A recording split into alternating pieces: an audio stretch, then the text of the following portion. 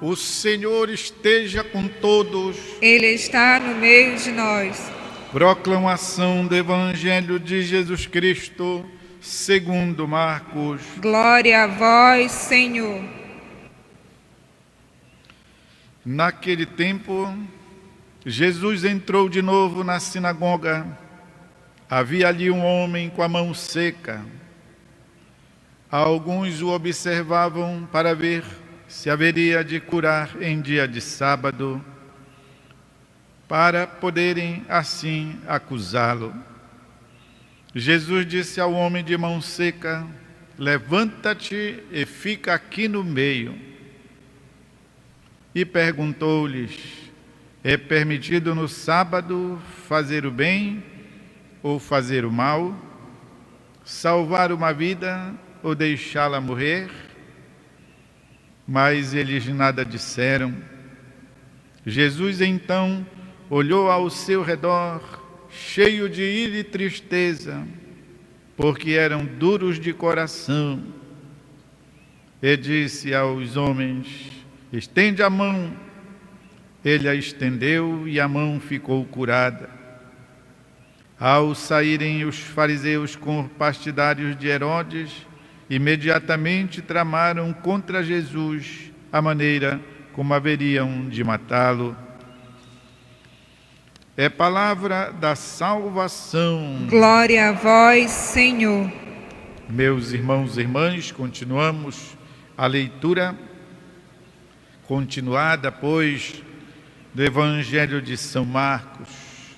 Já falei noutra ocasião que todos os evangelhos, conquanto se refiram à mesma pessoa, ao mesmo mistério, o mistério do Filho de Deus revelado, eles buscam facilitar o entendimento de pessoas a quem se dirigem.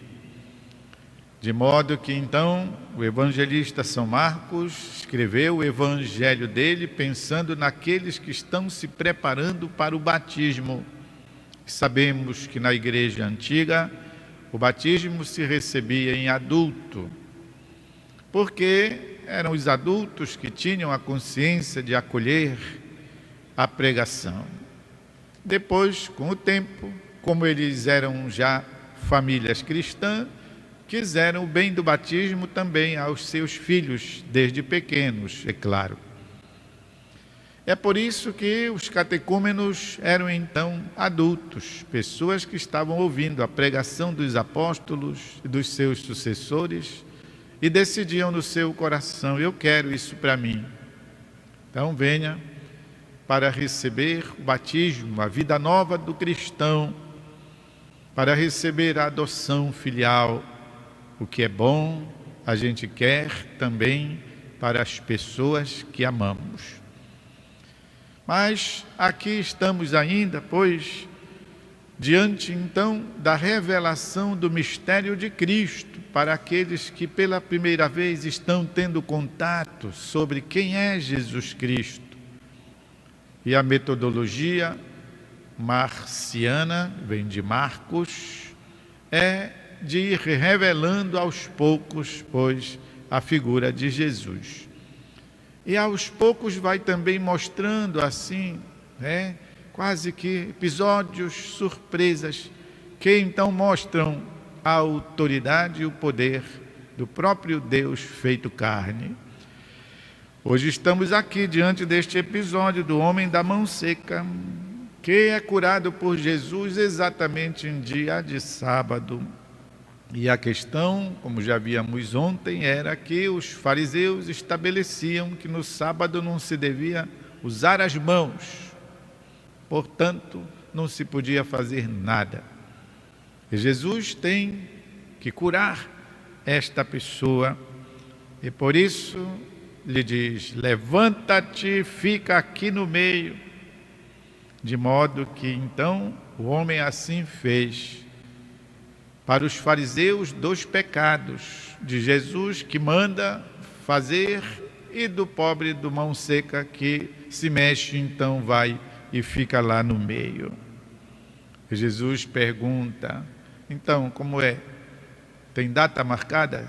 tem hora marcada, tem agenda para fazer o bem, para salvar, ou é para deixar morrer, porque é sábado?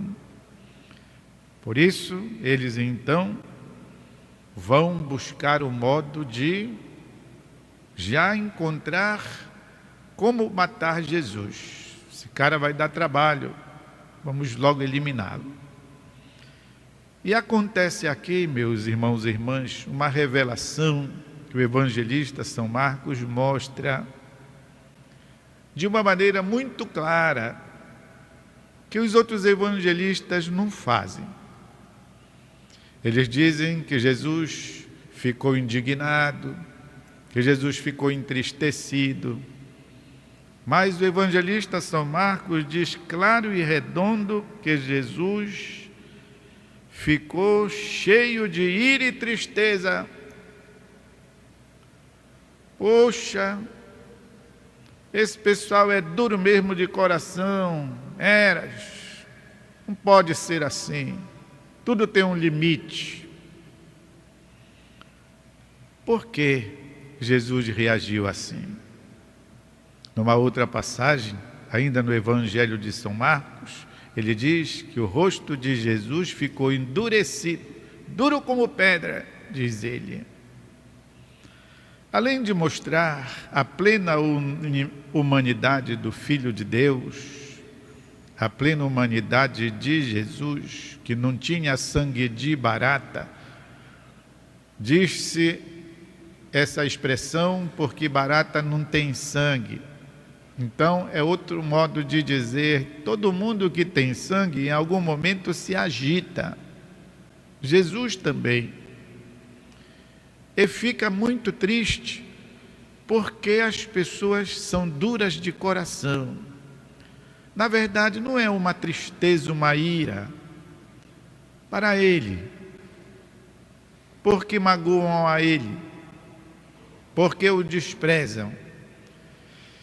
É uma indignação porque as pessoas renunciam ao próprio bem.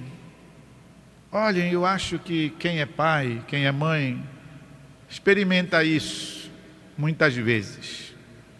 Quer o melhor para o seu filho e ele não quer, ao menos na cabeça do pai, ele não está querendo. A mãe se esborracha, quer o melhor, dá conselhos, se sacrifica. O filho não quer.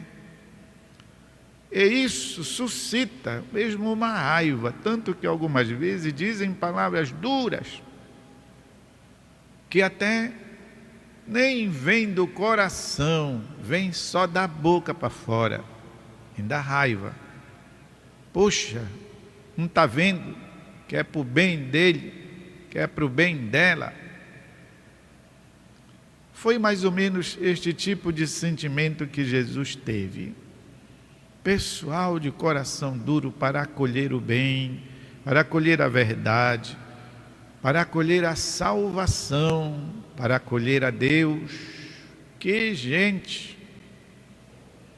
Meus irmãos e irmãs, isso nos mostra então, por outro lado, o imenso, o grande amor que Jesus tem para conosco. Como é verdade que um pai e uma mãe ficam tristes, se indignam e dizem palavras duras, exatamente porque amam os seus filhos.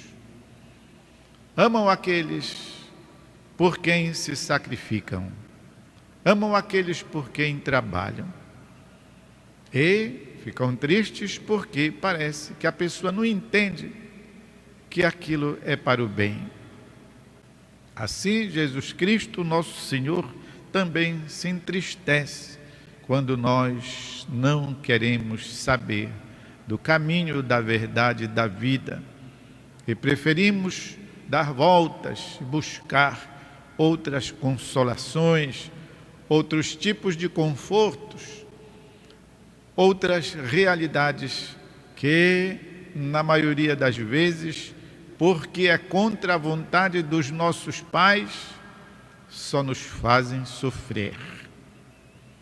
Mandamento da lei de Deus, honrar pai e mãe.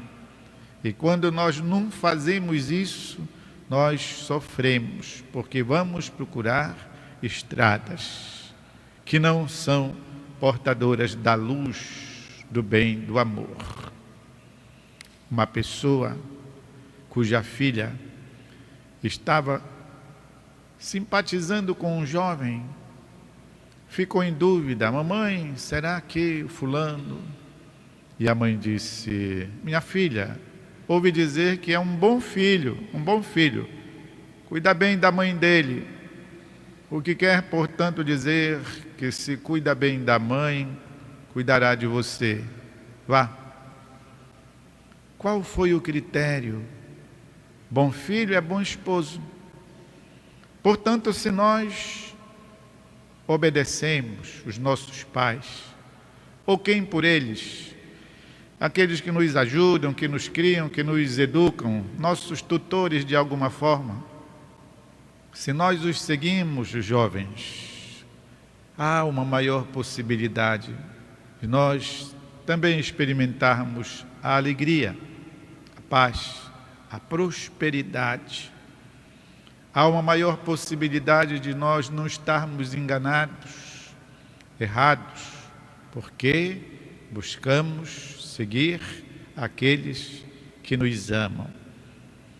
Muitas vezes morrem as pessoas, e então nos sepultamentos são aqueles choros, aquelas coisas assim, algumas vezes até além da medida, essas demonstrações de afeto, de amor, de choros, de lágrimas, mas depois passou aquilo, não seguem o projeto de vida, não seguem os conselhos, não seguem, enfim, a vontade que aquele ente querido tinha em relação a você, que era seu pai, sua mãe, seu avô, sua avó, seu tio, sua tia, e que mostrou a estrada: olha, é por aqui.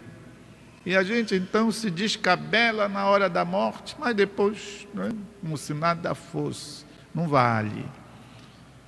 Ou então mandamos construir um mausoléu, uma sepultura, um caixão caro, e depois nada.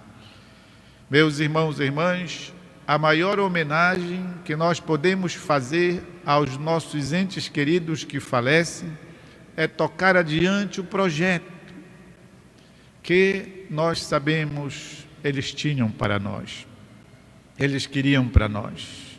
Aí sim, essa é uma homenagem verdadeira, porque onde estejam, estarão alegres, contentes, felizes, porque então nós seguimos aquele sonho, aquela vontade que era de bem. Vá fazer uma análise dos projetos que o pai, que a mãe tem para nós, fundamentalmente, a parte de alguns pormenores, fundamentalmente, era coisa boa. Assim, Jesus Cristo se entristece, porque aquelas pessoas lá eram duras de coração. Mas ele fez acontecer a bondade ao mão seca: vem cá. E ele então foi embora, cheio de alegria. Meus irmãos e irmãs, o melhor negócio é nós acolhermos Jesus, a sua palavra. Seremos mais felizes. Vamos fazer um instante de silêncio.